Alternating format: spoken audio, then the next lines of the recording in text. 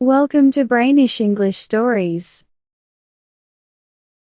The policeman walked down the street in a way that showed he was used to his job. He didn't do it to show off because there were not many people around. It was almost 10 o'clock at night, but the cold wind with a little rain had made most people stay inside. As he walked, he tried doors, twirling his club in his hand. Now and then, he looked down the quiet street to watch carefully. The policeman, tall and strong, looked like a good protector. The area was quiet and most people went to bed early. Sometimes you could see the lights of a cigar shop or a restaurant that was open all night, but most of the shops were closed. When he was halfway down a block, the policeman slowed down.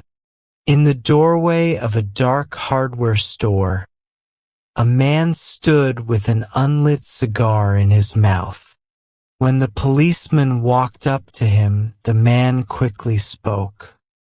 "It's okay, officer," he said in a calm voice. "I'm just waiting for a friend. We made an appointment 20 years ago. It may sound strange, but I'll explain if you want. There used to be a restaurant where this store is now, Big Joe Brady's restaurant. Until 5 years ago," said the policeman. "It was torn down then." The man in the doorway lit his cigar. The light showed his pale face with sharp eyes and a small white scar near his right eyebrow. He had a large diamond pin in his scarf.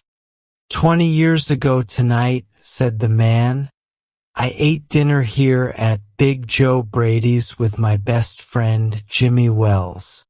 He was the best friend anyone could have. We grew up together here in New York just like brothers.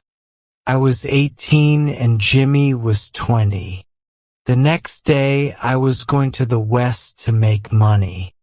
Jimmy loved New York and didn't want to leave. He thought it was the best place in the world. That night we promised we would meet here again exactly 20 years from then, no matter what happened or how far we were from each other. We thought that by that time, we would both have our lives figured out." "That's an interesting story," said the policeman. "But 20 years is a long time to wait. Haven't you heard from your friend since you left?" "Well, yes, we wrote to each other for a while," the man replied.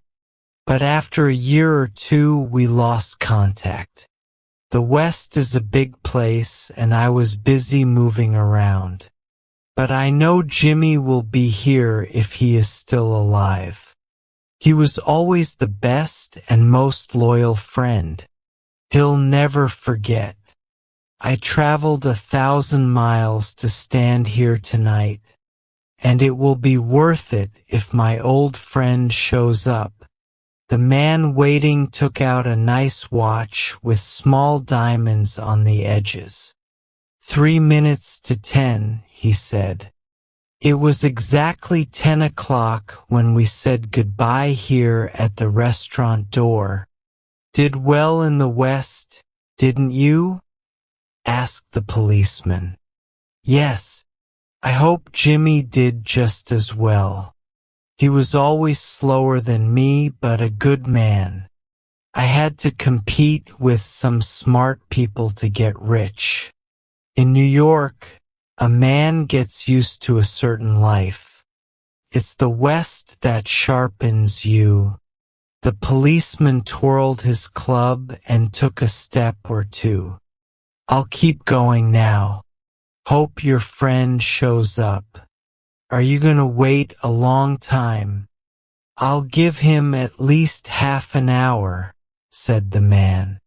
If Jimmy is alive, he will be here by then. Goodbye, officer. Good night, sir, said the policeman, walking down the street, trying doors as he went. It was now a cold drizzle, and the wind had turned into a steady blow. There were only a few people walking quickly down the street, with their coat collars up and hands in their pockets. The man waiting in the doorway of the hardware store, who had come 1,000 miles to wait for his old friend, smoked his cigar and waited. After about 20 minutes, a tall man in a long coat, with the collar up to his ears, hurried across the street. He went straight to the man waiting. "Is that you, Bob?" he asked, unsure. "Is that you, Jimmy Wells?" The man in the doorway cried. "Wow," said the new man, grabbing both of Bob's hands. "It's really you, Bob. I knew I'd find you here if you were still alive. Well, 20 years is a long time. The restaurant is gone, Bob. I wish it had still been here so we could have had another dinner. How did the West treat you, my old friend?" "It was great. You gave me everything I asked for. You've changed a lot, Jimmy. I didn't think you were so tall now. I grew a little after I was 20. Are you doing well in New York, Jimmy?" "Okay. I have a job in the city's office. Come on, Bob. Let's go to a place I know and talk about old times." The two men walked up the street, arm in arm. The man from the West, feeling proud of his success, started talking about his life and work. The other man, in his big coat, listened carefully. At the corner, they passed a bright drugstore with lights.